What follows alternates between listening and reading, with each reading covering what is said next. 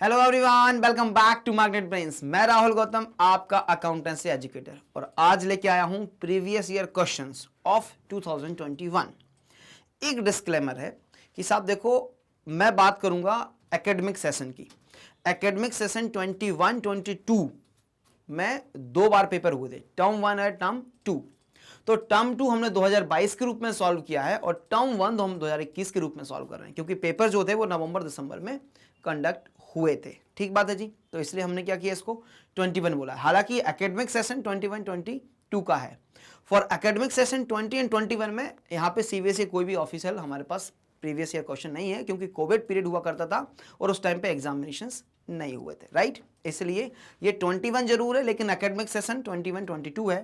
तो ये जो क्वेश्चन हमारे होने वाला है, आज का क्वेश्चन पेपर होने वाला है, इसमें सिर्फ और सिर्फ मल्टीपल चॉइस क्वेश्चन हैं। There are 48 multiple choice questions, उसमें से हमें 40 मल्टीपल चॉइस क्वेश्चंस ही अटेम्प्ट करने हैं। लेकिन हम तो अभी प्रैक्टिस के लिए कर रहे हैं, तो सारे क्वेश्चंस को सॉल्व करने वाले हैं।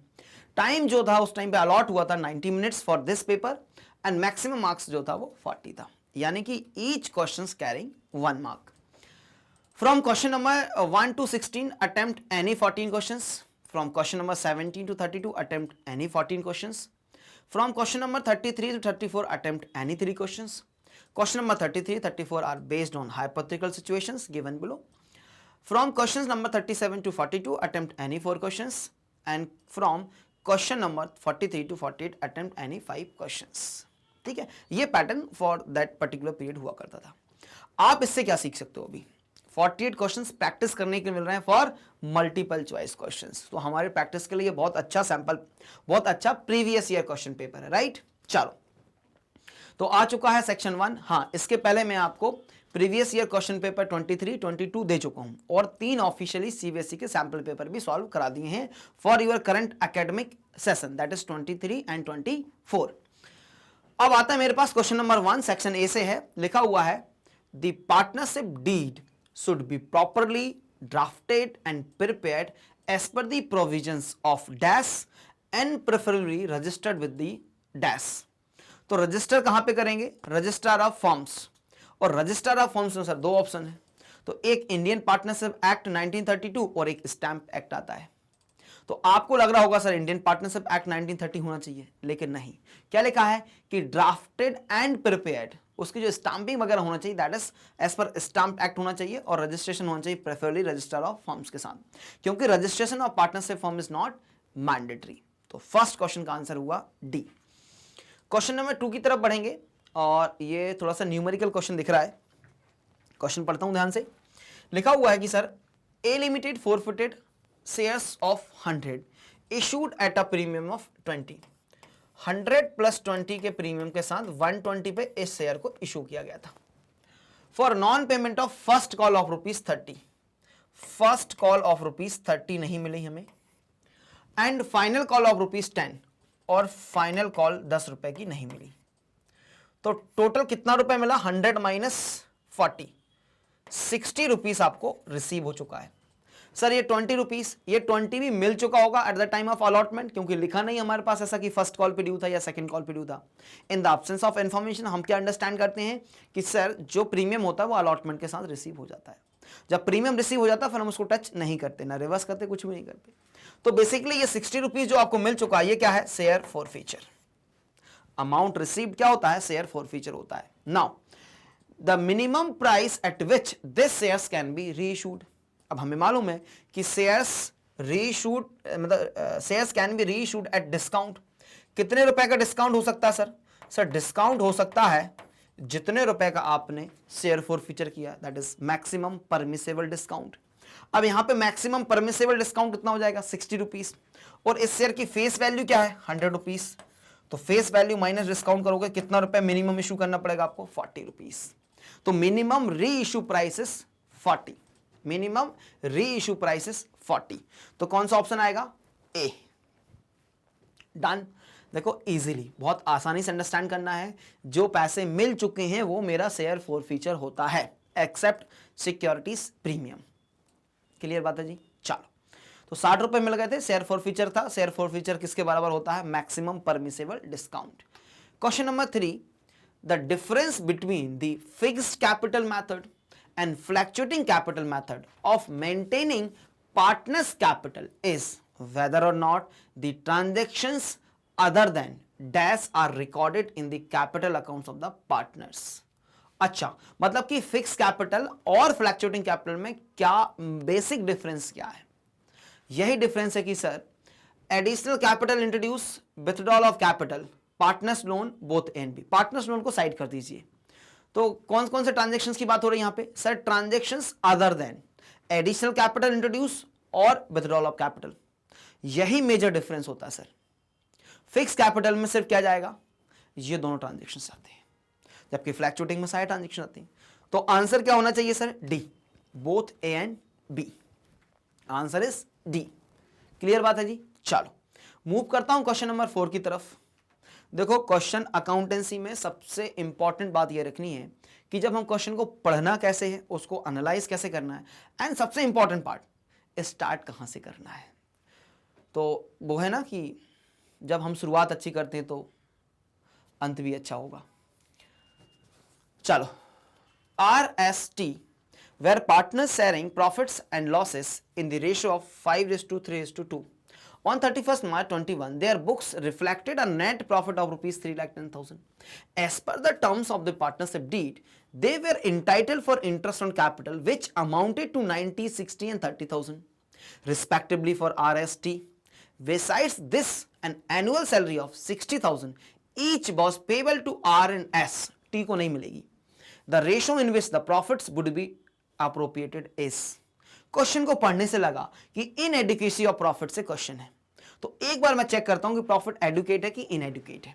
अगर इनएडुकेट हुआ तो जो प्रॉफिट बचेगा, मतलब जो अप्रोप्रिएशन होगा, वो अमाउंट पेएबल रेशियो में होगा। ठीक बात है जी? चलो, तो मैं पहले चेक करता हूं एडुकेसी ऑफ प्रॉफिट। तो 3,10,000 रुपीज का प्रॉफिट है सर, और पार्टनर्स को कितनी कैपिटल देनी? 90, 60, 30। तो ये माइनस करते जाएंगे सर, 90, 60, 30। फिर इसके बाद एनुअल सैलरी 60, 60। बताओ प्रॉफिट एडुकेट है कि इनएडुकेट है?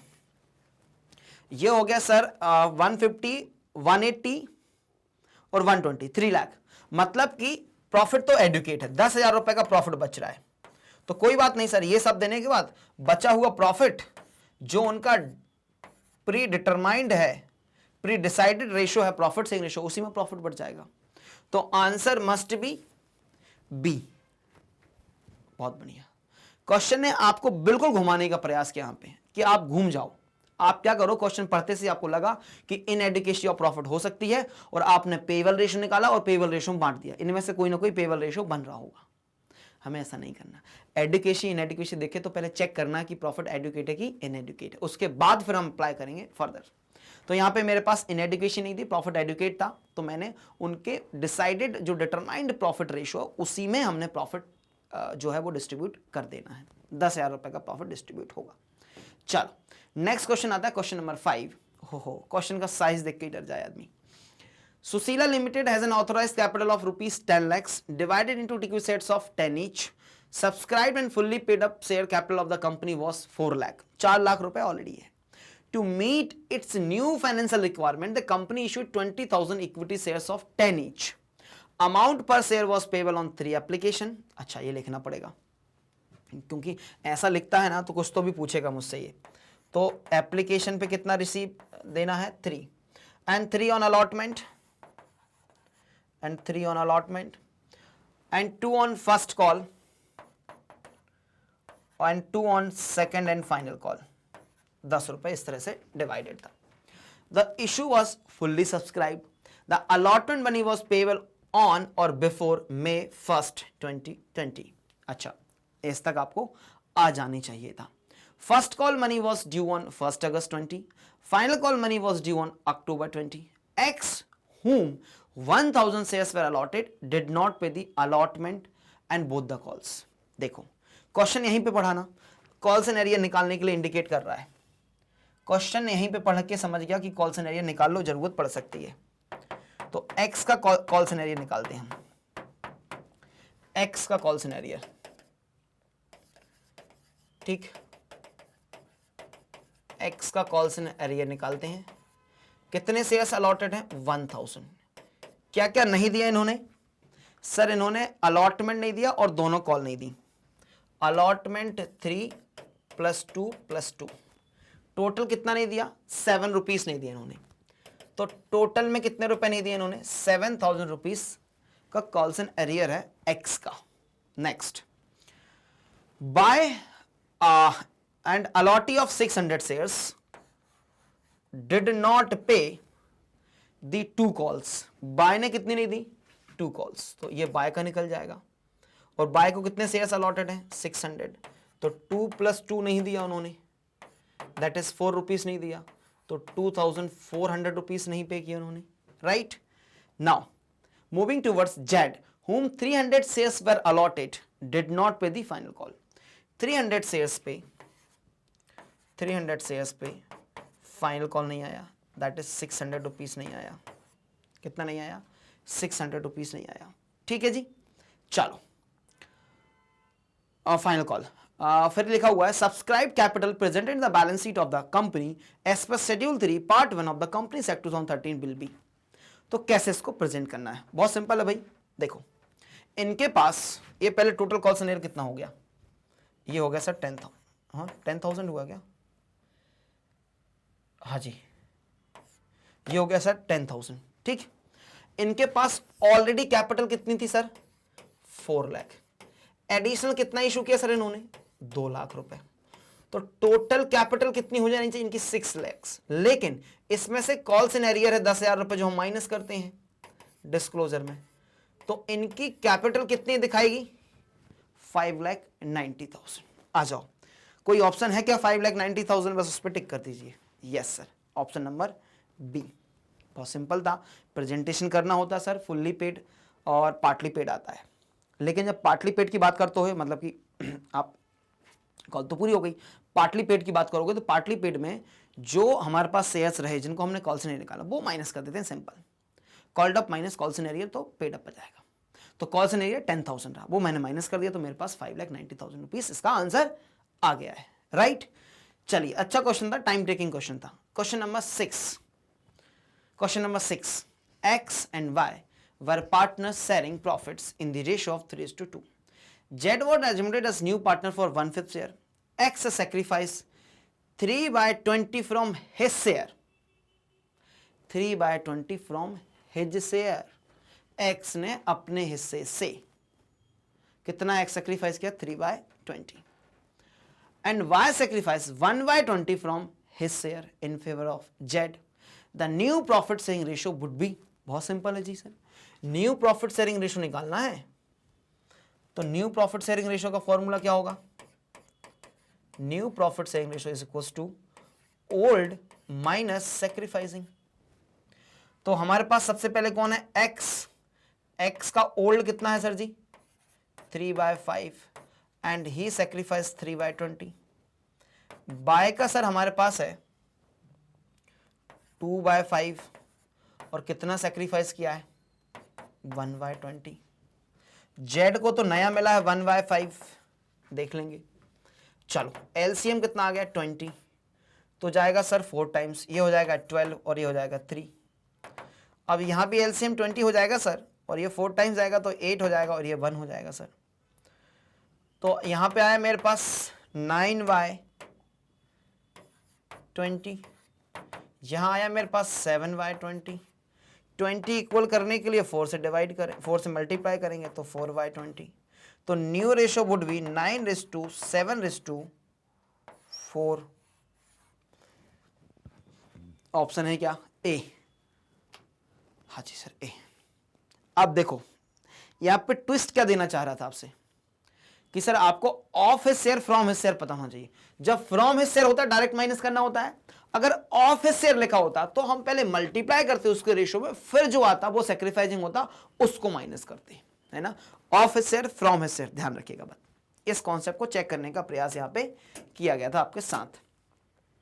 नेक्स्ट क्वेश्चन है question number 7। Lata limited forfeited Maya shares. Maya, who had applied for 600 shares of 10 each and was allotted 400 shares, failed to pay allot money of 4 per share, including premium of 2. She had paid only the application money of 2 per share. The first and final call was not yet called. General entry for forfeiture of shares by opening calls in arrear account will be. तो देखो entry तो बता देंगे, amount की चक्कर फंसेगा। Entry क्या होगी? Share capital account debit. अच्छा, प्रीमियम भी पता करना पड़ेगा यहां पे, प्रीमियम रिसीव हुआ कि नहीं हुआ, क्योंकि प्रीमियम अलॉटमेंट पे ड्यू था। बढ़िया क्वेश्चन है भैया, आ जाओ आ जाओ। Required 1 working note. चलो तो भैया 600 शेयर्स के लिए अप्लाई किया, अलॉटेड हुए 400, एक्सेस एप्लीकेशन 2 और एक्सेस एप्लीकेशन मनी से मल्टीप्लाई करो तो 400 rupees to be adjusted on allotment. कितने रुपए अलॉटमेंट पे एडजस्ट करने हैं? 400 रुपीज। आगे समझ में सर? 600 के लिए अप्लाई किया, 400 मिला और एप्लीकेशन पे 2 था। ठीक, अब चलते हैं अलॉटमेंट। अलॉटमेंट पे कितना रुपए मांगा? 4 इंक्लूडिंग 2 प्रीमियम। तो अलॉटमेंट मनी ड्यू कितना हुआ? अलॉटमेंट मनी ड्यू कितना हुआ सर? 400 इंटू 4, तो टोटल कितना हो गया? 1600। उसमें से 400 रुपीज आपने एडजस्ट कर लिया, तो टोटल कॉल सिनेरियो कितना हो गया? 1200 रुपीज। क्या सिक्योरिटीज प्रीमियम मिला? नहीं मिला, क्योंकि एक्सेस एप्लीकेशन मनी अगर होता है तो फर्स्ट एडजस्टेड टूवर्ड्स अलॉटमेंट, उसके बाद सिक्योरिटी प्रीमियम इस्तेमाल करेंगे। तो यहां तो अलॉटमेंट के 400 रुपए शॉर्ट पड़ गया, अलॉटमेंट के 400 रुपए शॉर्ट पड़ गया, मतलब कि उसने हमें सिक्योरिटी प्रीमियम भी नहीं दिया। तो एंट्री क्या बनेगी? एंट्री बनेगी share capital account debit, securities premium account debit, 2 calls in arrear account, 2 share forfeiture account. कितने से सर? शेयर कैपिटल, अभी फर्स्ट कॉल तो ड्यू किया नहीं, तो सर 400 इंटू 4 1600। सिक्योरिटीज प्रीमियम कितना? 400 into 2 800। Calls in arrear as calculated 1200। तो अभी कितना बच गया? ये कितना बच गया सर जी? सर ये बच गया 1200 रुपये। ये एंट्री अगर कहीं मिले तो ऑप्शन टिक कर देंगे। ठीक बात है जी, समझ में आ गया कैलकुलेशन? सिंपल कैलकुलेशन था, हालांकि सिंपल नहीं है, करना पड़ता है आपको, छोटा छोटा करके सिंपल हो जाता है। ठीक, आ जाओ। ऐसा कोई ऑप्शन है कि नहीं है, पहले ये देखो। हाँ सर देखो 16 8 12 12, ये ऑप्शन नंबर बी लग रहा है मुझे तो। चलिए सर, ऑप्शन नंबर बी ही आंसर है। क्लियर बात है जी? बढ़ूं नेक्स्ट क्वेश्चन पे। चलो, ये ऑप्शन तो हमारे लिए कोई मतलब की नहीं, क्योंकि ऑप्शन बी में मिल गया था। Bursa limited purchase the running business of Vikram limited consisting of total assets of 10 lakh and liabilities of 2 lakh. इस क्वेश्चन को तो मुझे बहुत अच्छे से करना आता है सर। एसेट्स लिख लीजिए 10 लाख रुपए की हैं, लाइबिलिटीज लिख लीजिए सर 2 लाख रुपए की हैं। ठीक, तो नेट एसेट्स कितने की हो गई आपके पास? 8 लाख रुपए की हो गई सर नेट एसेट्स। ठीक, नेट एसेट्स 8 लाख रुपए की हो गई। चलो फिर क्या करना है?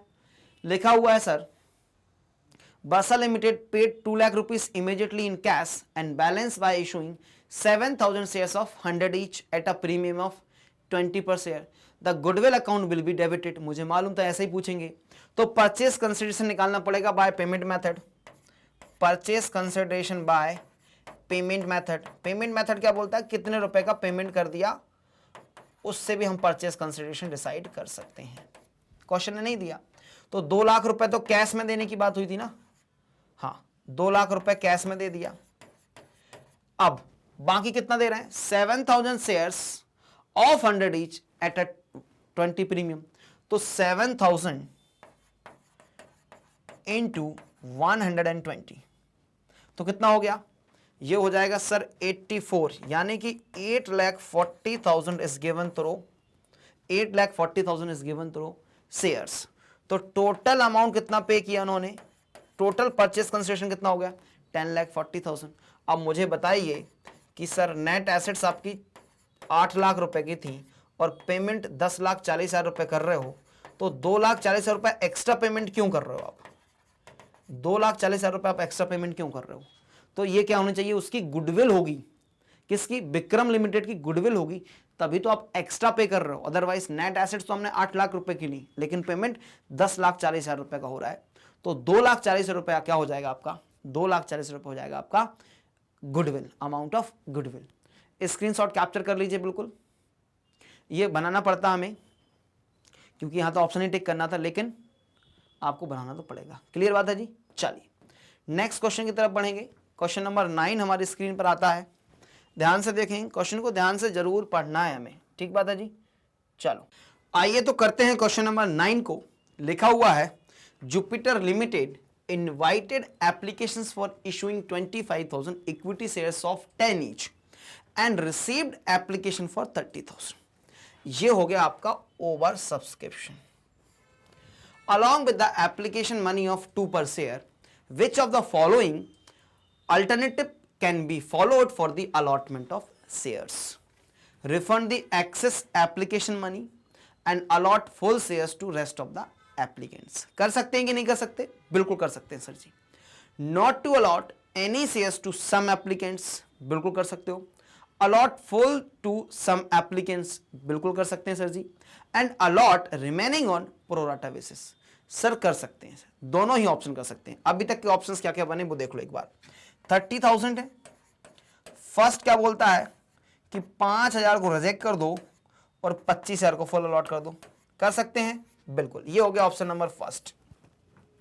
ऑप्शन नंबर सेकंड क्या बोल रहा है सर? 30,000 है ना, 3 कैटेगरी बनाओ, 2,000 को मना कर दो, ठीक, और 1,000 को फुल अलॉटमेंट कर दो। अभी कितने बच गए? 27। इनको अलॉट कर दो 20, इनको अलॉट कर दो 24, और इनको अलॉट कर दिया 1, और इनको अलॉट कर दो 0। तो ये ऑप्शन भी कर सकता हूं मैं यूज, दोनों ऑप्शन यूज कर सकता हूं अभी तक। तीसरा, not to allot any shares and refund the total application money to the applicants, ऐसा नहीं कर सकते। अरे भाई अब जब आपके पास ओवर सब्सक्रिप्शन आया तो आपको करना ही पड़ेगा। तो option number 1 and 2 is correct, और इसके हिसाब से मेरा आंसर बन जाएगा डी। क्लियर बात है जी? अच्छा क्वेश्चन था, बहुत बढ़िया क्वेश्चन है। चलिए नेक्स्ट क्वेश्चन की तरफ मूव करूंगा। Question number 10, Mallika, Meera and Madhu were partners sharing profits in the ratio of 2:1. Decided to share future profits in the 753 with effect from 1st April 21.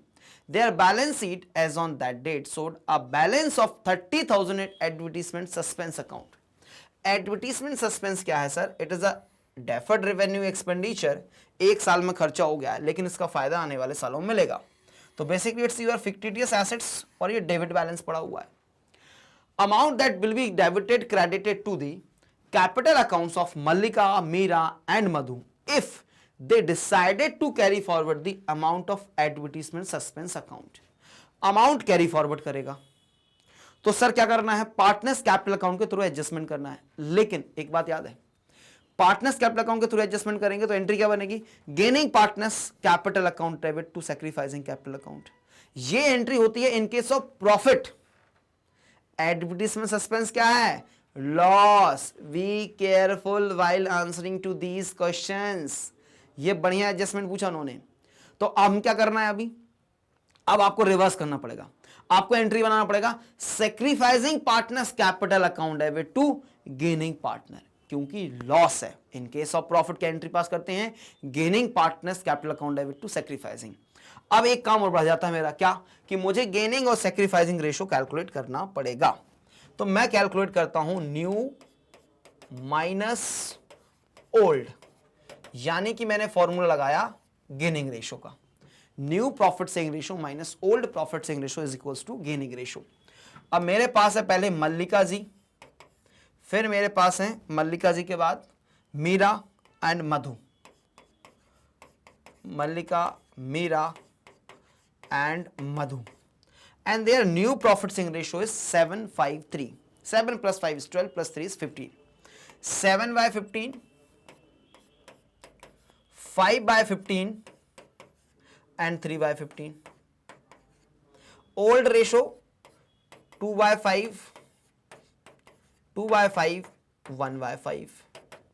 LCM is 15, 7, 5, 3 times गया, 2 से multiply हुआ 6 हो गया. 1/15 इन्होंने क्या किया, gain किया. और गेनिंग को क्या करना है यहां पे बेटा, हमें gaining partners capital account debit to sacrificing. अभी क्या करना है, सैक्रिफाइसिंग टू गेनिंग. तो गेनिंग को क्या करेंगे हम, अभी क्रेडिट करेंगे क्योंकि लॉस है. लॉस केस में हम रिवर्स कर देते हैं. अगेन यहां पे 15 आ जाएगा, ये 5 हो जाएगा, और ये 5, 3 इंटू 2 is 6, ये हो गया -15. यानी कि इन्होंने किया है सैक्रिफाइस. इन्होंने क्या किया है, सैक्रिफाइस किया है सर जी. सैक्रिफाइसिंग पार्टनर को क्या करना पड़ेगा, सैक्रिफाइसिंग पार्टनर को क्या करना पड़ेगा सर जी, अब इसको डेबिट कर देना आप. ठीक, फिर क्या है, ये 15 हो गया सर जी, और ये 3 एज इट इज होगा, और ये भी 3 हो जाएगा. यानी कि इन्होंने ना तो सैक्रिफाइस किया ना ही गेन किया. कितने से करेंगे सर, 30,000 का 1/15 दैट इज 2,000. तो एंट्री बनेगी Meera's capital account debit to Mallika. Meera's capital account debit to Mallika. लगा दीजिए ऑप्शन कौन सा है सर, ये option number C. Debit Meera's capital account and credit Mallika's capital account by 2,000. Option number C is correct for this answer. Next question पे move करें हम. चलिए सर नेक्स्ट क्वेश्चन की तरफ मूव करेंगे, that is question number 11. Arun, Babita and Charu are partners in firm sharing profits in the ratio of 3:3:2. They decided to share future profits and losses in the ratio 1:1 with effect from 1st April 21. They decided to record the effect of the following without affecting their book values. Again similar question है, क्या करना है, gaining to sacrificing. और अच्छी बात यह है कि यहाँ पे है दोनों में हमारे पास प्रॉफिट, तो हम निकाल देंगे net effect. Net effect is profit 12,000 rupees. अब क्या कर लो, गेनिंग सैक्रिफाइसिंग डिटरमाइन कर लो और बांट देंगे. तो गेनिंग सैक्रिफाइसिंग डिटरमाइन करने के लिए आ जाओ इधर. अब मेरे पास पार्टनर है, मैं अगेन वही यूज करूंगा, new minus old is equals to gaining. New minus is old equals to gaining. और हमारे पास पार्टनर है अरुण, बबीता, चारू, तो मैं इनको बोल सकता हूं ए, बी और सी. Their new profit sharing ratio would be 1/3, 1/3 and 1/3. And their old profit sharing ratio was 3:3:2. यानी कि 3/8, 3/8 and 2/8. LCM करेंगे दोनों का तो आएगा सर 24. ये हो जाएगा सर 8, ये हो जाएगा, और ये हो जाएगा sir 9.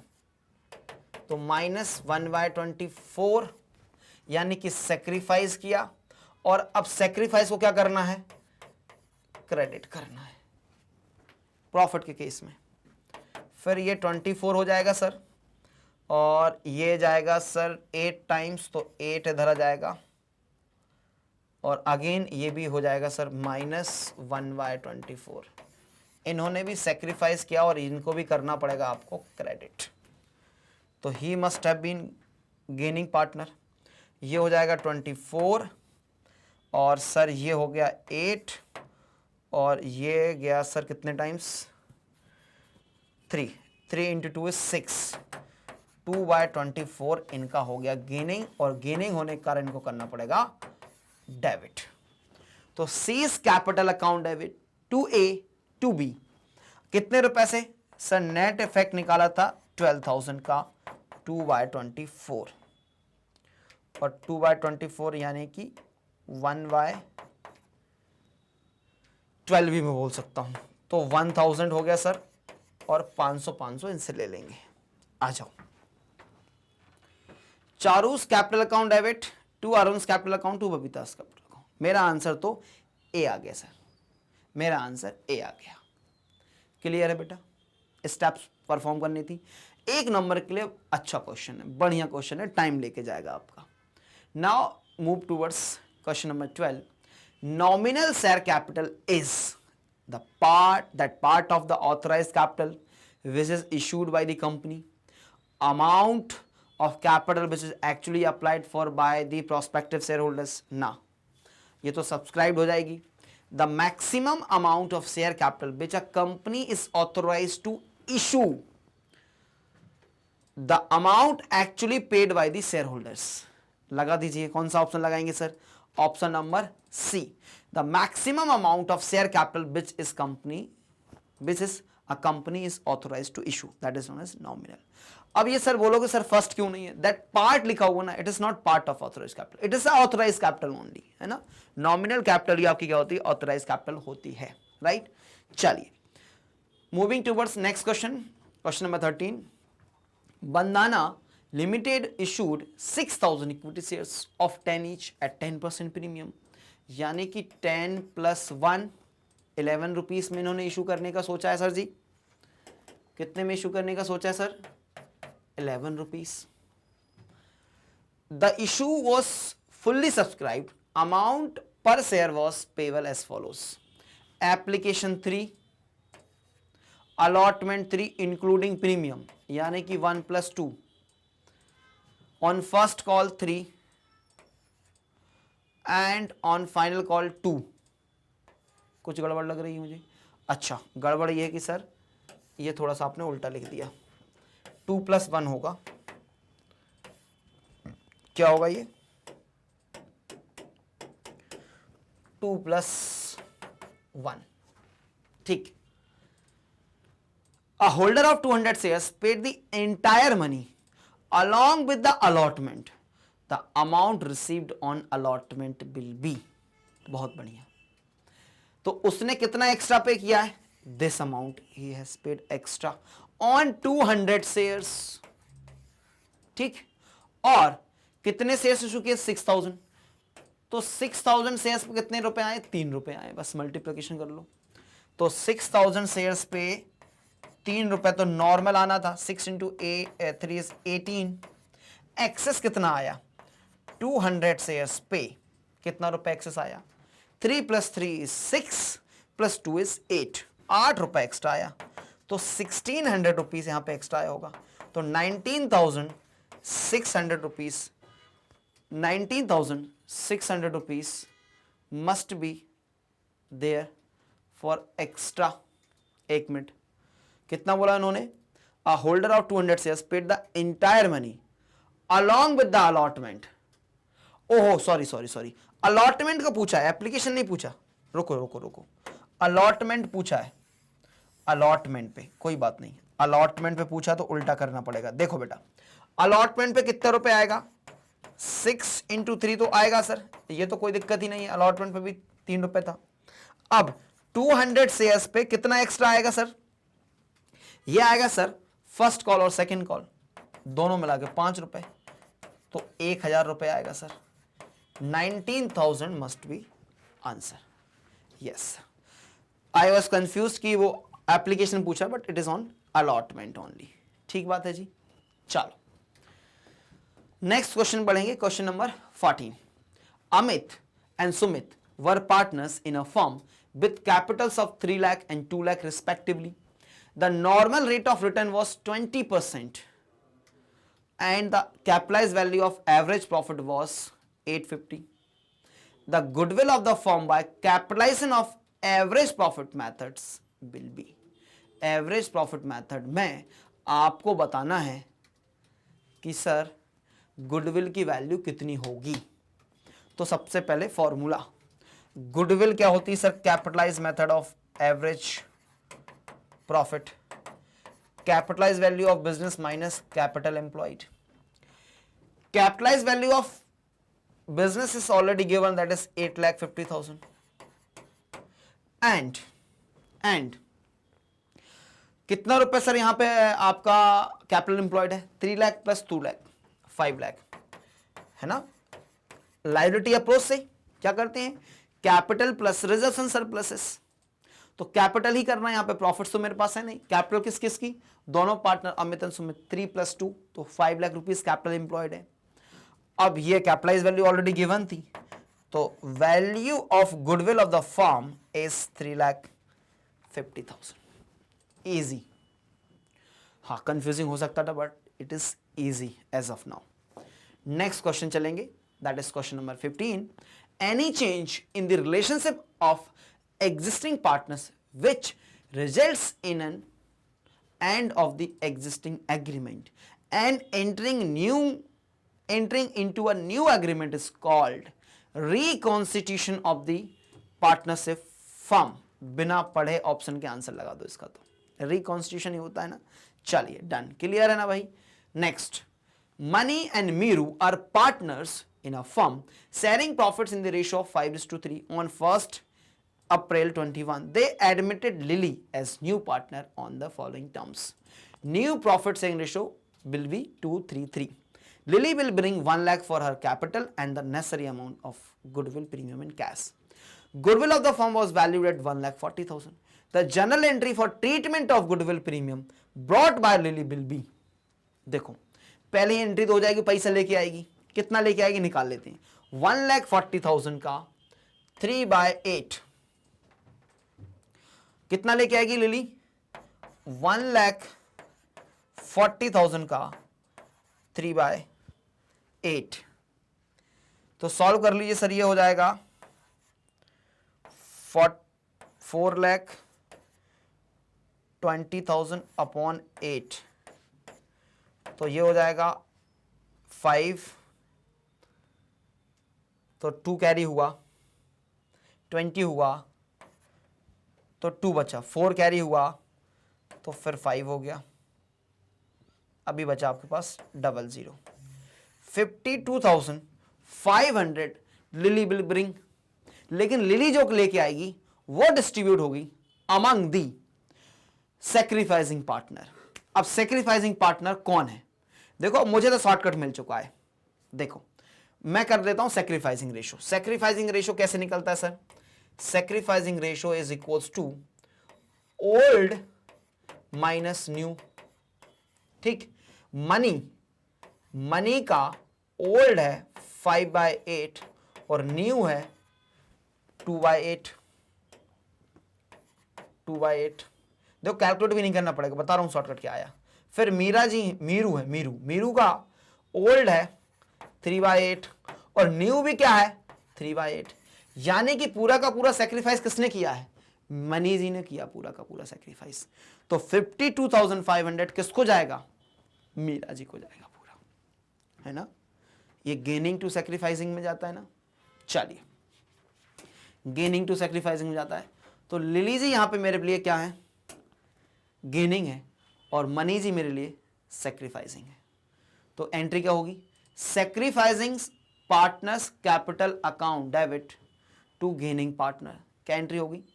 Sacrificing partners capital account debit, sacrificing partners capital account debit to gaining.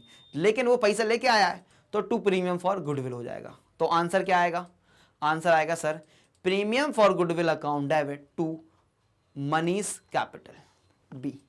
52,500 52,500. Is that clear? चलिए ये क्वेश्चन क्लियर हो जाता है मेरा. नेक्स्ट आता है हमारे पास सेक्शन बी. ये जो सेक्शन ए था इसमें से 12 क्वेश्चन अटेम्प्ट करने, 14 क्वेश्चन अटेम्प्ट करने थे. ठीक है, हमने तो सारे क्वेश्चंस को कंप्लीट किया है. आ जाओ. The company has to get minimum subscription within dash from the date of issue of the prospectus. When minimum subscription has been received, the directors of the company proceeds to make dash, which implies a valid contract between the company and the applicants, who now become the allottees and assume the status of a shareholder or members. 120 days an allotment of shares, 130 days application of shares, 40 days allotment of shares, 50 days allotment of shares. It's simple. आपको allotment receive करना पड़ता, minimum subscription receive करना पड़ता है within 120 days from date of issue, तभी जाके आप allotment of shares कर सकते हैं. तो ऑप्शन इज ए. डन. चलिए next 18. At the time of admission of a new partner, general reserve appearing in the old balance sheet is transferred to, एक मिनट, जनरल रिजर्व ट्रांसफर करना है old partners capital account में, old partners capital account see, general reserve account debit to old partners capital account in their old profit sharing ratio. Next, assertion reason है. Given below are two statements labeled as assertion and reasons. It is necessary to revalue assets and liabilities of the firm in case of admission of a partner. It is because the incoming partner is neither put to an advantage or nor to a disadvantage due to change in the values of the assets and liabilities. तो क्या बोलती जनता, क्या दोनों बातें सही हैं और correct explanation कर रहा ना, इसलिए बनाते हैं ना हम रिवैल्यूएशन अकाउंट कि नए पार्टनर को ना नुकसान हो ना फायदा हो, क्योंकि पुरानी वैल्यूज में रिकॉर्डेड थी आपके एसेट्स और लायबिलिटीज, समय होने के साथ उनकी वैल्यूज में परिवर्तन आ जाता है, तो एडमिशन के टाइम पे आप उस चेंज इन वैल्यू को रिकॉर्ड कर लीजिए थ्रू रिवैल्यूएशन, राइट। चलिए नेक्स्ट क्वेश्चन है question number 20। A and B are partners in a firm sharing profit in the ratio of 3:2. Their balance sheet as of 31st March 2021 as follows. A's capital, B's capital, drawings A or B. Wow. And other assets. Other assets 34 हो जाएगा वो, ठीक। Net profit of the year ended 31st March 21, 5,000 was divided without providing for interest on capital at the rate 10% per annum. What will be the amount of interest on A's capital? aha, okay. देखो गड़बड़ी क्या है कि sir net profit for the year 21 5,000 था, was divided without providing for interest on capital 10% per annum. What will be the amount of interest on A's capital? बात समझना बेटा, ये A की जो कैपिटल हमें गिवन है, ये गिवन है आफ्टर प्रॉफिट। आफ्टर प्रॉफिट कितनी 30,000, इसमें प्रॉफिट कितना ऐड हो चुका है माइनस कर लो सर, 5,000 था रेशो 3:2, तो 3,000 रुपए का प्रॉफिट इसमें ऐड हो चुका है, तो ओपनिंग कैपिटल कितनी होगी 27,000 और इंटरेस्ट चार्ज होता है सर ओपनिंग कैपिटल पर, तो 2,700 अगर ऑप्शन लग रहा है तो लगा दीजिए। आया समझ में? जो कैपिटल है वो आपको प्रॉफिट ऐड होने के बाद गिवन है, हमें चाहिए opening capital to charge the interest on capital. Interest on capital is always charge on opening capital, addition deletion होता है, अकॉर्डिंगली उसका हम पोर्शन एडजस्ट करते हैं, ठीक है। तो बन गया 2700 आंसर बन गया इस क्वेश्चन का। Question number 21, money received in advance from share holders before it is actually called up by the directors is debited to calls in advance account, credited to calls in advance account. कहां credit करते हैं हम?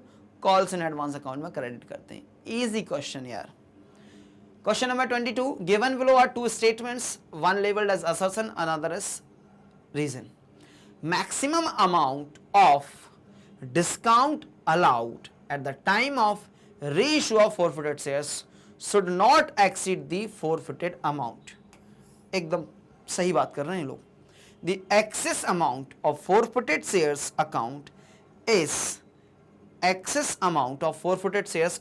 is transferred to capital reserve account. In the context of two above statement, identify the correct option. A is correct but R is wrong. Both A and R is correct.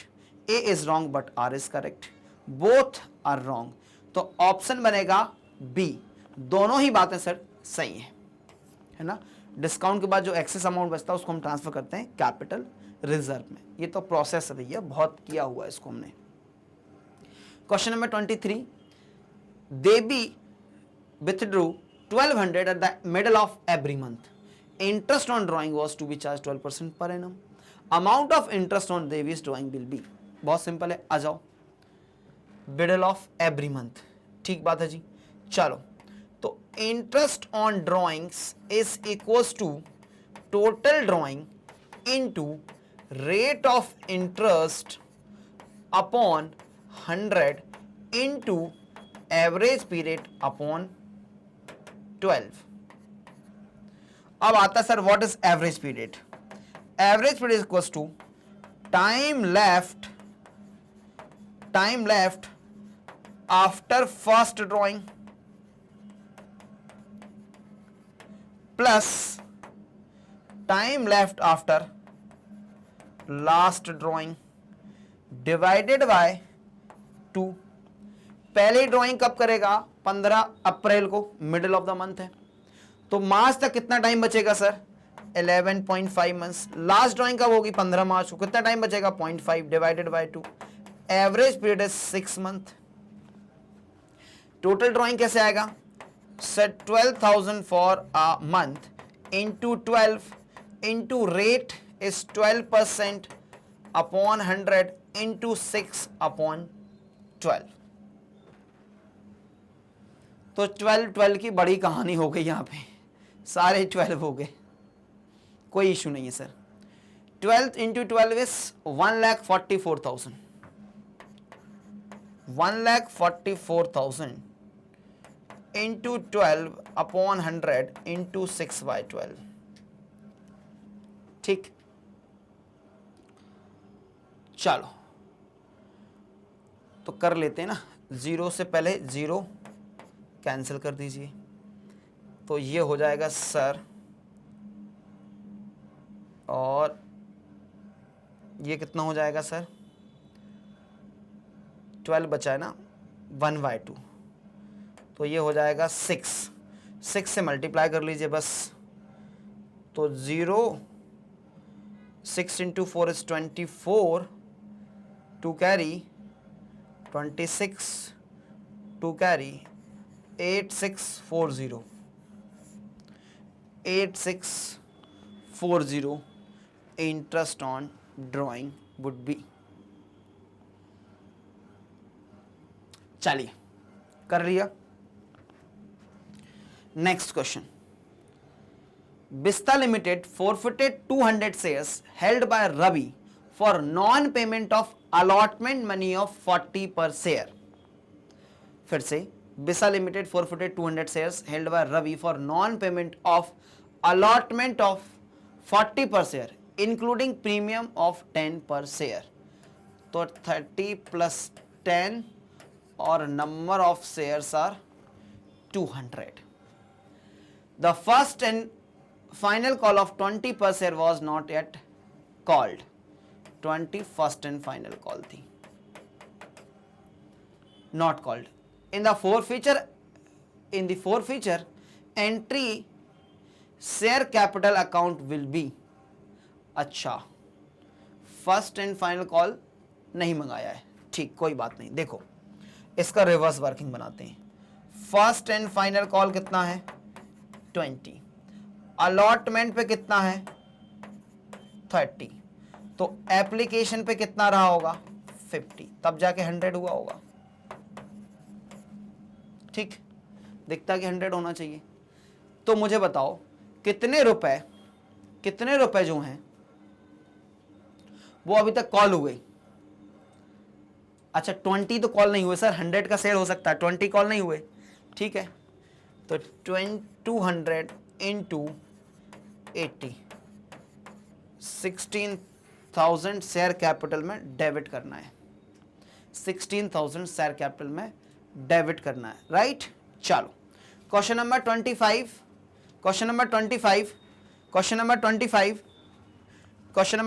करेंगे अभी हम। चलो if the purchase consideration is less than the amount of net asset, 1 minute लिखना पड़ेगा। Purchase consideration is less than the net assets, which account will be credited for the difference amount? अरे भैया capital reserve, क्या करेंगे? Capital reserve account will be credited। This question number 25 is done. Moving towards next question, that is question number 26। Question number 26 हमसे कह रहा है कि sir uncalled capital is that portion of the dash which has not yet been called up, and portion of such uncalled up capital is to be called only in the event of binding up of the company is called. ये जो binding up जैसे उन्होंने बोला ना, तो यहां तो आ जाएगा रिजर्व कैपिटल, और किसका पार्ट होगा? सब्सक्राइब्ड कैपिटल का पार्ट होगा। तो देख लो कोई ऑप्शन है क्या? सब्सक्राइब्ड कैपिटल आएगा फर्स्ट में, और सेकंड में आएगा रिजर्व कैपिटल। इशूड भी नहीं, हाँ हालांकि इशूड का होता है, लेकिन इशूड के नीचे सब्सक्राइब आता है। तो ऑथराइज का भी होता है पार्ट, तुम कंफ्यूज हो सकते हो, लेकिन लेटेस्ट क्या रहेगा? Subscribed one, subscribed and reserve capital. Question number 27. Given below are two statements, one labeled as assertion and other labeled as reason. The fixed capital account balance of a partner may change due to additional capital introduced or capital withdrawn or both during the year. Right tick मारो. Under fixed capital method, the partner's capital account balance always remains same. ऐसा क्या? ये तो कुछ गड़बड़ लग रहा है. In the context of our statement, which of the following is correct? तो सर जी A जो है वो करेक्ट है और रीजन जो है वो इनकरेक्ट है. सेम बैलेंस नहीं होगा ना भाई, बैलेंस तो फ्लैक्चुएट होगा just because of additional capital और withdrawal of capital.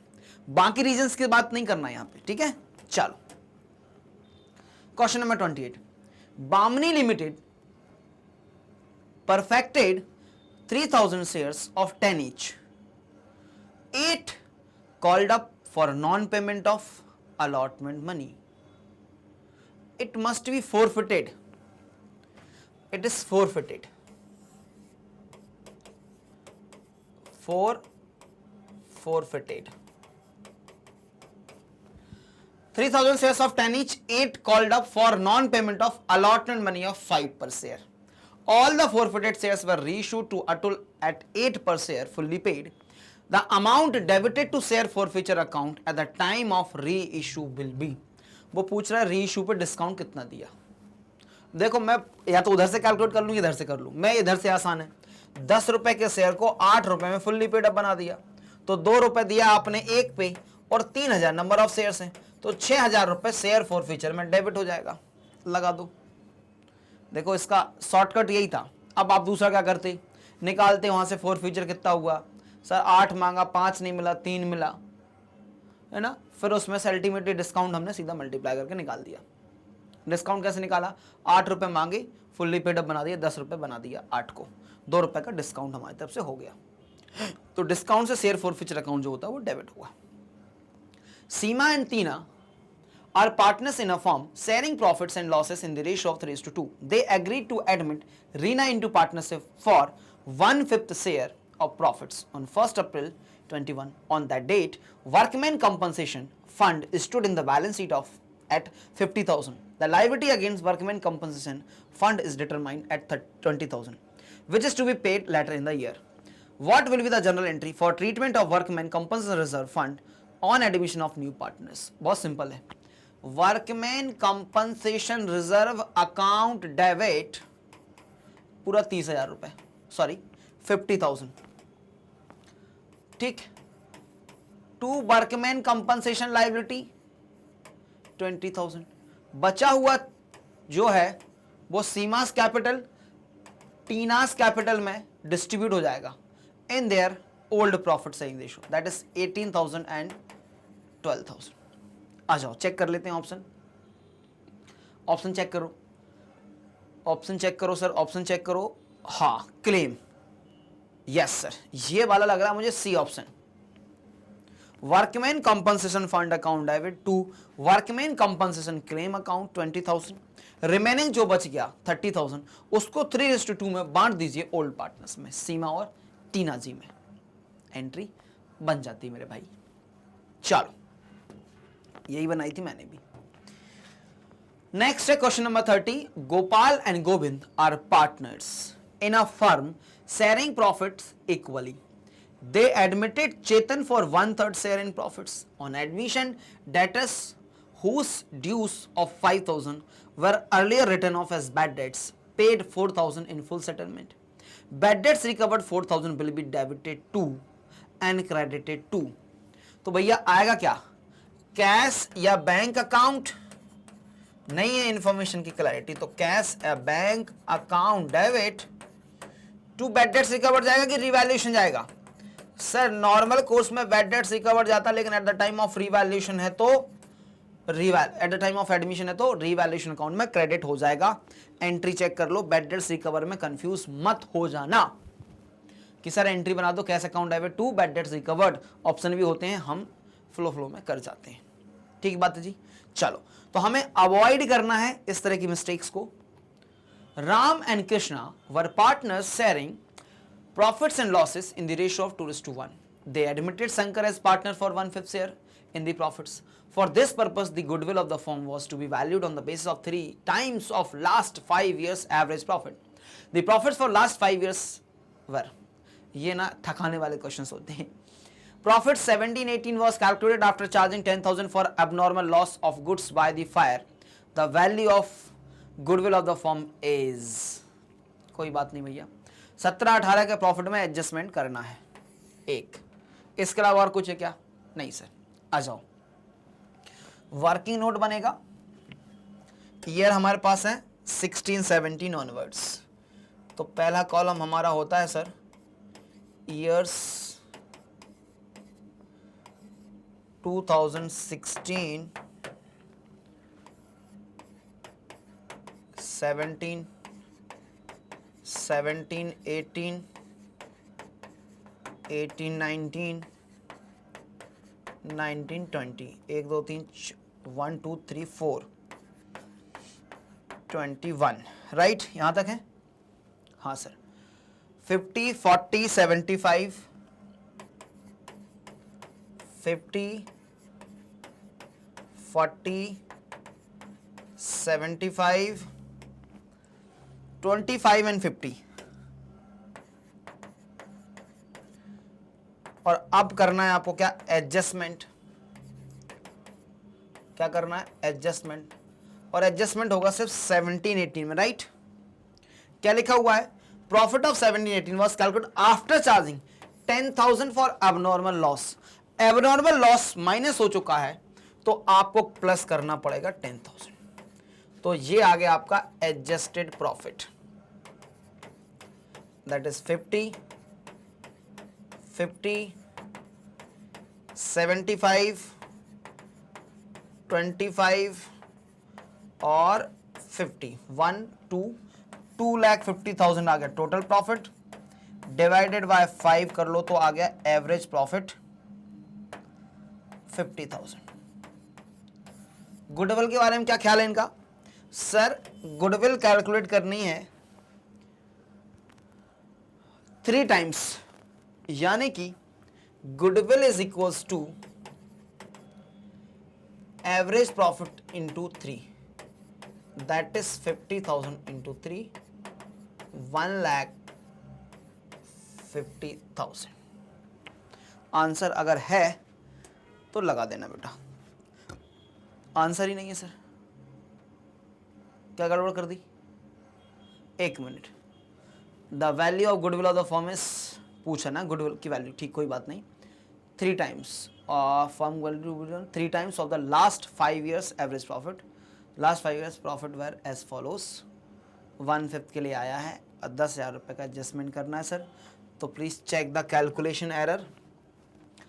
Sir 50, 50, 75, 1 lakh, 1 lakh, 2 lakh, 50,000, 250 divided by 5, तो 50, 50 इंटू 3, तो 1,50,000 सही आंसर है sir.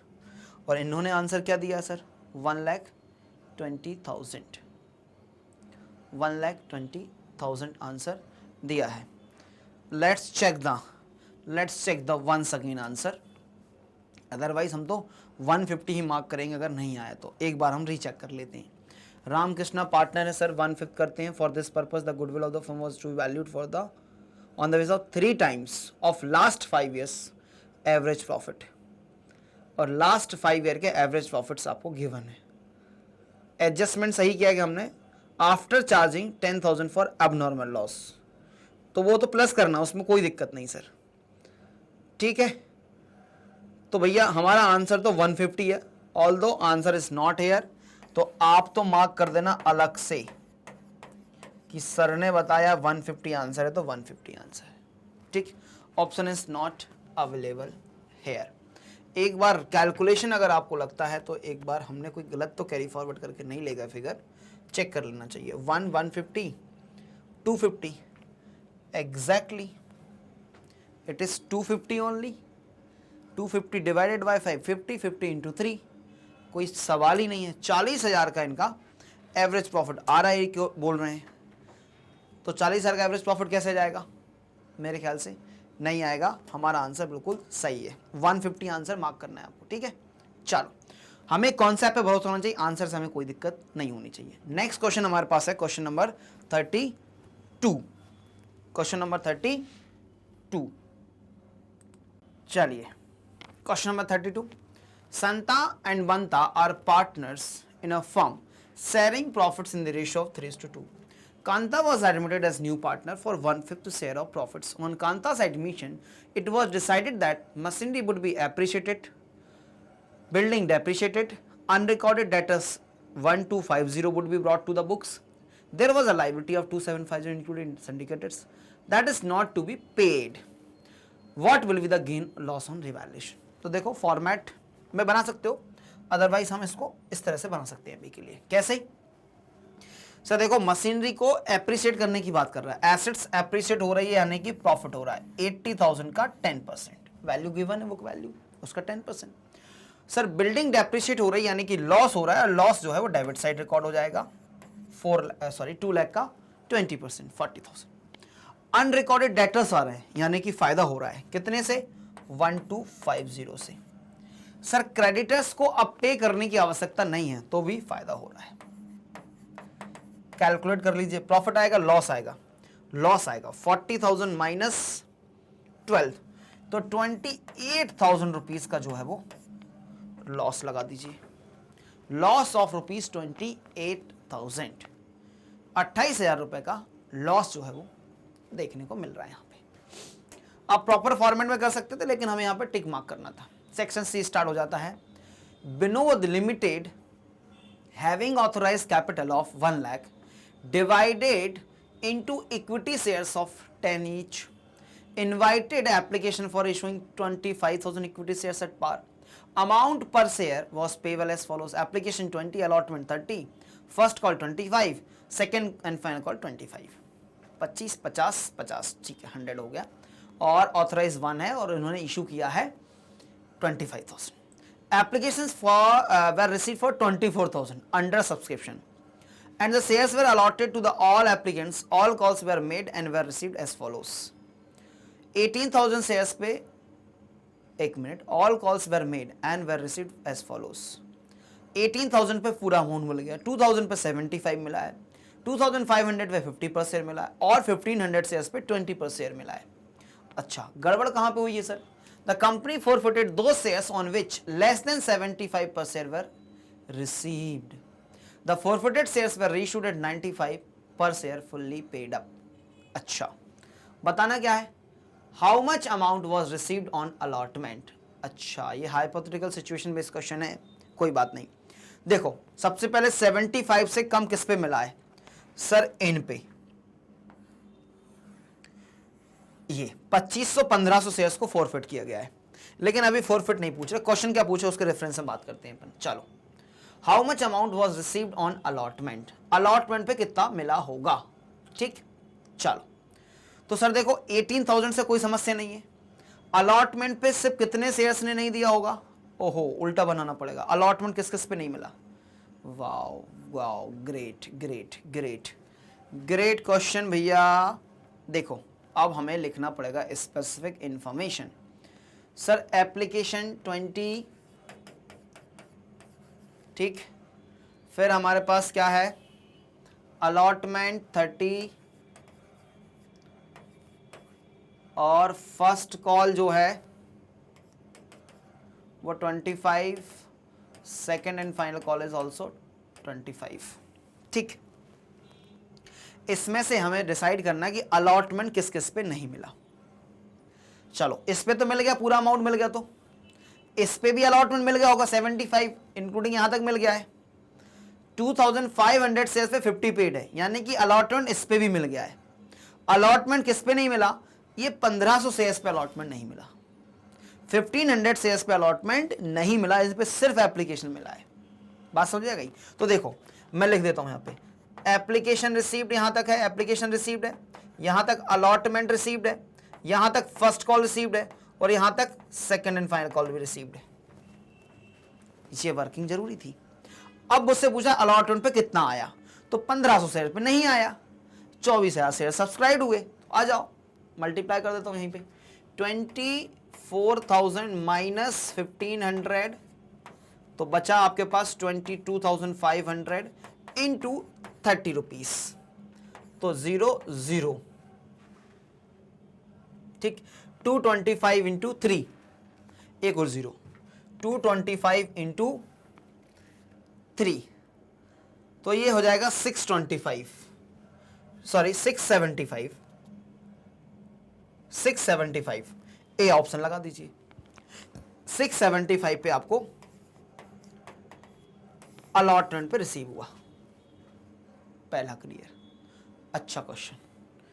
Second, how much total amount was credited to share forfeiture account on forfeiture of shares. बहुत बढ़िया।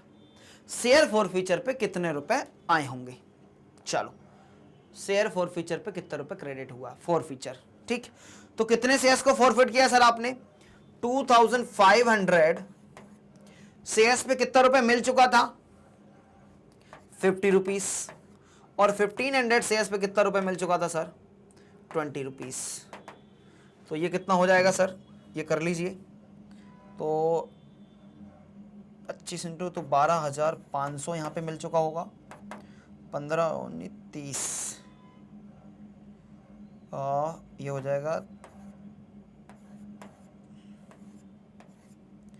1,25,000 और 30,000, टोटल हो जाएगा sir 1,55,000 amount received on forfeiture of shares. 1,55,000 जितना मिला है वही मैंने यहाँ पे फॉरफिट किया होगा। हो गया क्वेश्चन नंबर 33 एंड 34 डन। चलो नेक्स्ट क्वेश्चन, क्वेश्चन का लेंथ ही बहुत बड़ा है। अच्छा ये भी हाइपोथेटिकल सिचुएशन बेस्ड होगा। Mountain enterprise is a partnership firm with Manu, Mamta, Moti as partners. The firm is engaged in the production and sales of electrical items and equipments. Their capital contributions were 50,000, 50,000 and 80,000, 80 lakhs, 50, 50, 80 lakhs. Respectively, they had decided to share profits in the ratio of 558. They are now looking forward to expand their business. It was decided that they would bring in sufficient cash to double their respective capitals. Okay, capital को भी double करना चाह रहे हैं अभी, है ना? चलो, this was duly followed by Manu, Mamta, but due to unavoidable reasons, Moti could not do so, and ultimately it was agreed that to bridge the shortfall in the required capital, a new partner should be admitted who would bring in the amount that Moti could not bring, and that the new partners would get share of profits equal to the half of the Moti's share, which would be sacrificed by Moti only. Consequent to this agreement, Malini was admitted and she brought in the required capital and 30 lakhs as premium for goodwill. What will be the new profit sharing ratio of Manu, Mamta, Moti and Malini? बहुत simple है बेटा, देखो इनका ratio कितना था? 558, पहले लिख लो 558। अब इसमें से मोती कौन है? मोती लास्ट वन। मोती कौन है? लास्ट। मोती नहीं ला पाए थे ना? हाँ जी। तो मोती का हाफ 5 कितना हो गया? 10 8 8/18 मोती का था। 8/18 जो है इसका हाफ यानी कि 1/2 दैट इज 16/36 किसको मिल गया? अब मालिनी को मिल गया है ना, उनने बराबर शेयर करने के लिए बोला। ठीक है, चलो तो 16/36 माइनस कर देंगे हम मालिनी में से, इन दोनों ने कुछ भी नहीं किया है, ठीक, इनका एज इट इज रहेगा। तो 8/18 माइनस 16/36 तो कितना बचेगा? 16/36 ही बचेगा। तो 5/18 को अगर मुझे बनाना है तो 2 से मल्टीप्लाई करूंगा, दैट इज 10/36, 10/36, 16/36 और 16/36, दैट इज 5544 सी। क्लियर है बेटा? कुछ नहीं करना, आपको मोती का जो शेयर था ना उसको हाफ कर दो, आधा आधा कर दो, तो 16/36 मोती का और 16/36 हो जाएगा मालिनी का। इनको इक्वेट करने के लिए 2 से मल्टीप्लाई कर लिया। क्लियर? या 8 को आपने 4 वैसे भी कर देना था, कैसे भी कर लीजिए, आंसर आ गया ये। What is the value of goodwill of the firm? Good, अब देखो goodwill of the firm 4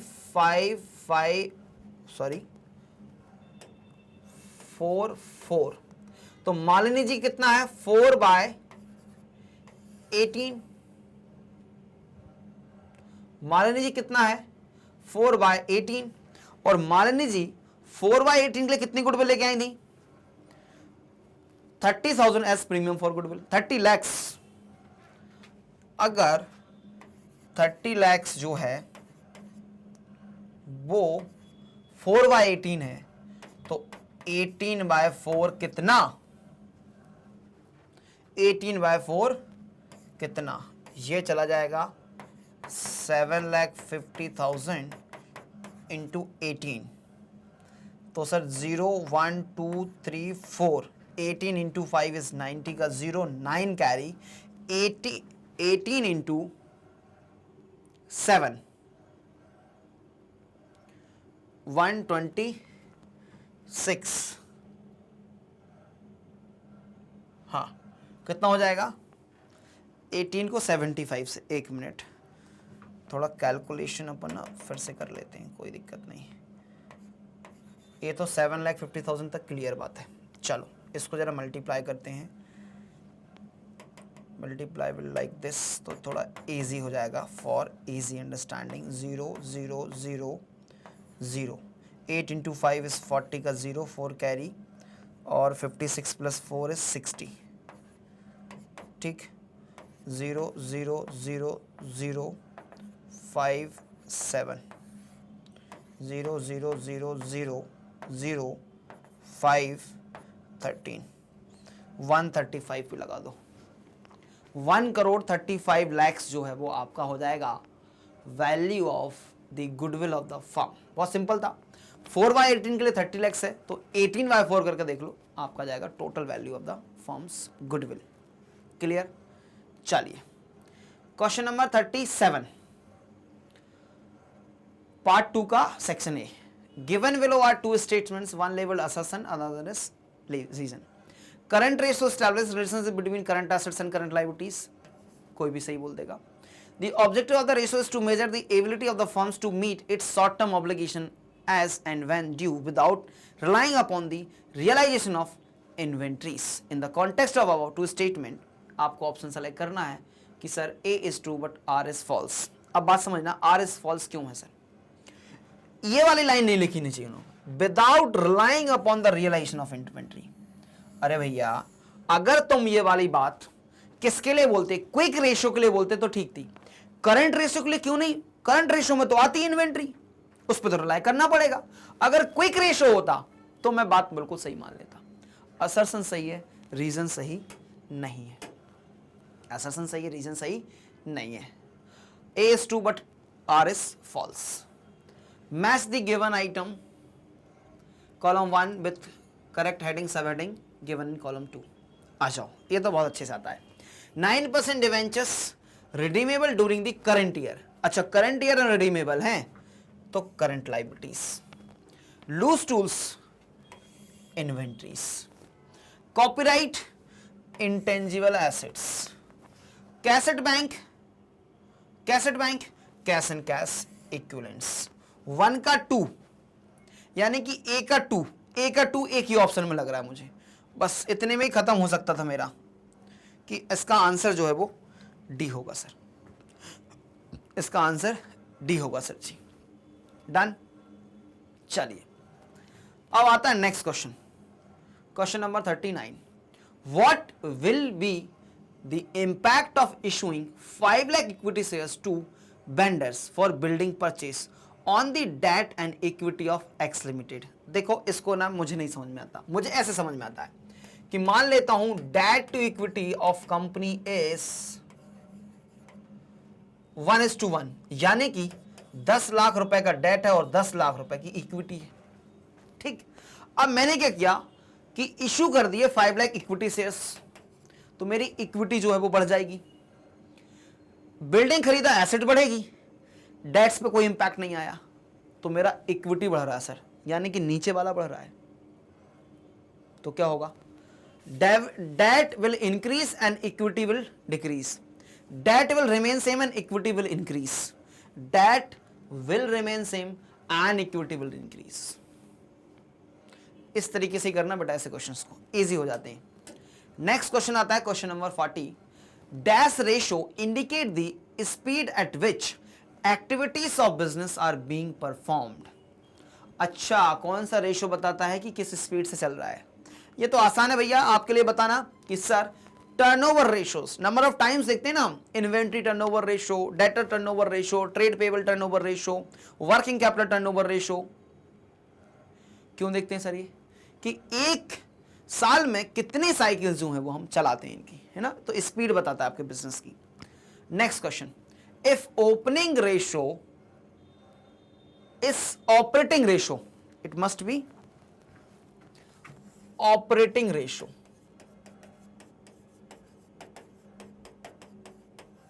operating ratio is 65, operating profit will be, बहुत बढ़िया,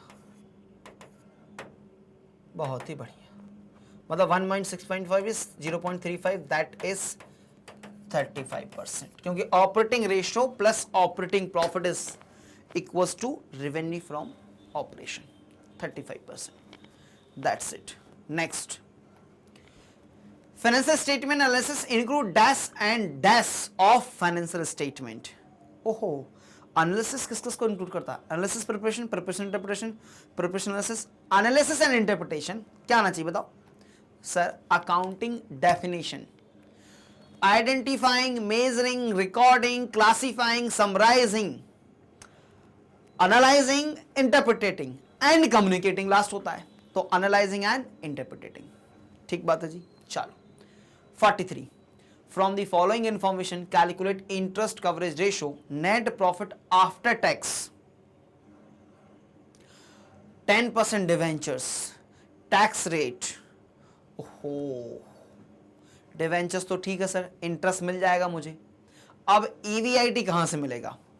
ईवीआईटी क्या होता है? Earning before interest and tax, इसमें से माइनस हुआ होगा इंटरेस्ट, तो आ जाता अर्निंग आफ्टर टैक्स, इसमें से टैक्स माइनस होता तो आता अर्निंग आफ्टर टैक्स। ठीक, नेट प्रॉफिट आफ्टर टैक्स से 6 लाख, यानी कि ये 6 लाख रुपए दिया हुआ है। टैक्स रेट इज 40%, यानी कि दिस इज 60%, तो 40% कितना होगा? 4 लाख रुपए। अगर दोनों को प्लस कर दूंगा तो 10 लाख रुपए का मेरे पास क्या होगा?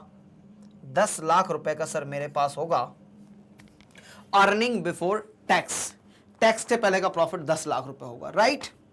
अब इंटरेस्ट कितना है सर? 50 लाख का 10%, 5 लाख मेरे पास क्या है? टैक्स, तो इसमें इंटरेस्ट है तो इसमें प्लस करूंगा तो 15 लाख रुपए का मेरे पास क्या है? Earning before interest and tax. Reverse working करके निकाल दिया 15 लाख रुपए का। अब निकालना क्या है? Interest coverage ratio is equals to earning before interest and tax upon interest on debt, that is 15 lakhs upon 5 lakh तो आ गया 3 टाइम्स, आ गया मेरा आंसर 3 टाइम्स। ये इंपॉर्टेंट पार्ट था बेटा।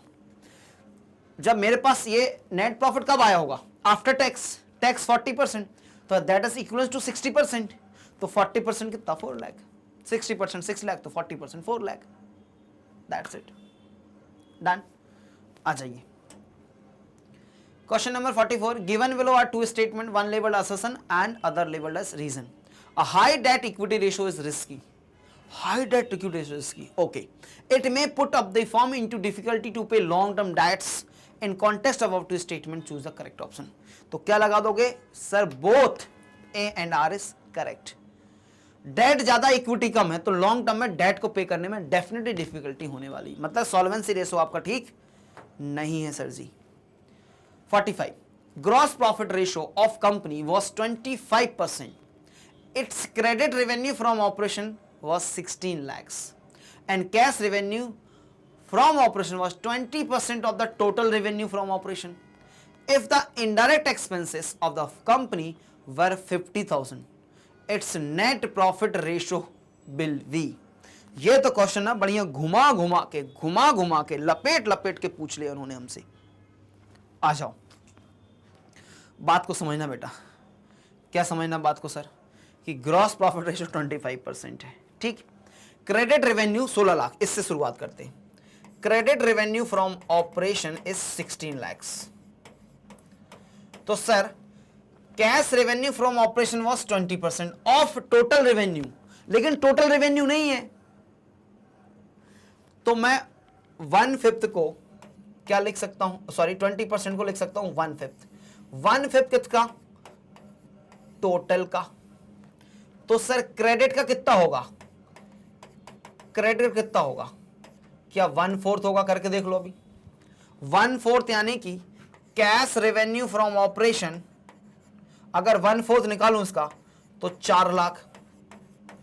तो टोटल रेवेन्यू कितना हो जाएगा? 20 लैक्स। अब देखो 20 लैक्स का 1/5 निकालो, 4 लाख आएगा क्या? आएगा। मतलब मैंने सही चीज अज्यूम किया कि सर अगर टोटल का 1/5 है तो क्रेडिट का 1/4। बड़े से छोटा जाते हैं तो एक बढ़ाते जाते हैं उधर। 20 लैक्स हो गया मेरा क्या? टोटल रेवेन्यू या revenue from operation. Gross profit कितना है सर? 25%। 25% यानी कि 5 लाख रुपए हो गया मेरा ग्रॉस प्रॉफिट। इनडायरेक्ट एक्सपेंसेस को माइनस कर दीजिए, कितना हो जाएगा? 50,000। इनडायरेक्ट एक्सपेंसेस 50,000, तो net profit is 4,50,000। Net profit is 4,50,000। अब मुझे क्या चाहिए? नेट प्रॉफिट रेशो चाहिए। तो net profit ratio is equal to net profit upon revenue from operation into 100। 2 1 2 3 4 1 2 3 4 45 upon 27, 45 upon 2 तो 22.5 आया समझ में? समझना पड़ेगा, ठीक है। चलिए 3 more questions left। 46. From the following information calculate inventory turnover ratio। revenue from operation 2 lakhs, average inventory 20%, gross profit ratio 10%। ये तो easy लग रहा मुझे, क्योंकि inventory turnover ratio is equals to cost of revenue from operation upon average inventory। cost of revenue from operation is equals to revenue from operation minus gross profit। revenue from operation is 2 lakh, gross profit ratio is 10%, तो gross profit is 20,000 हो जाएगा। तो cost of revenue from operation is 1,80,000। 1,80,000 divided by average inventory 20,000। 1 2 3 4 1 2 3 4, तो ये हो जाएगा 9 times. Option है क्या? 9 टाइम्स। स्क्रीनशॉट कैप्चर कर लेंगे सॉल्यूशन का। चलिए नेक्स्ट क्वेश्चन की तरफ बढ़ेंगे। Question number 47। Ajanta limited issue 10% debentures of 8 lakh rupees 8 lakh on 1st April 2019, which are redeemable in 5 equal yearly installments starting from April 22. How would this information be present in the balance sheet as at 31st March 21? अच्छा, ओहो, ये question तो मैंने करवाया है कभी जब practice कर रहे थे हम। जब सर जी क्या करना है आपको, जो फर्स्ट इंस्टॉलमेंट है ना 8 लाख का डिवाइड कर लो 5 से, 8 लाख डिवाइडेड बाय 5, तो ईयरली इंस्टॉलमेंट वुड बी 1,60,000। तो पहली इंस्टॉलमेंट कब जानी है, ये जानी सर, पहली इंस्टॉलमेंट जानी है, इधर जानी है अप्रैल 22 में, तो इसको मार्च 21 में आपको करंट में दिखा देना, बाकी जो रहेगा वो लॉन्ग टर्म बोरोइंग्स में रहा आएगा। बस ये इतना एडजस्टमेंट करना था आपको।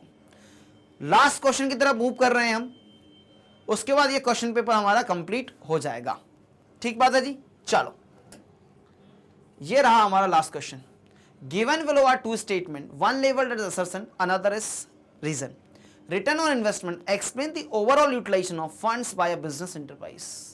ठीक है, it measures return, net profit before interest and tax and total funds upon capital employed. क्या यही फॉर्मूला होता है बताओ, net profit before interest and tax that is EBIT upon capital employed. Formula तो सर सही लग रहा है, तो आंसर क्या लगा दोगे, both A and R are true and R is the correct explanation of assertion। इसके साथ ही हमारा ये क्वेश्चन पेपर जो है वो कंप्लीट हो जाता है।